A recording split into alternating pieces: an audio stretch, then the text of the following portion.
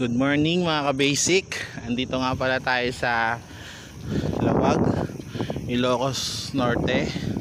Ayun, binabagtas natin yung papuntang Bacara bago tayo makarating ng Pasukin. So, sa last kilometer, update natin tayo sa Pagudpod. So, bali 78 kilometers yon mula do sa umpisa ng Lawag. So, ayun, habang tumatagal, habang napupunta ako ibang bayan ng Ilocos,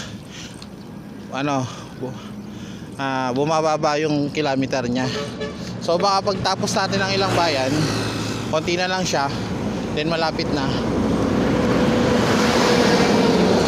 Mararating na natin yung pinaka-noo ng Luzon, kung saan andun yung mga magagandang beach, kulay blue yung tubig. Ayun. So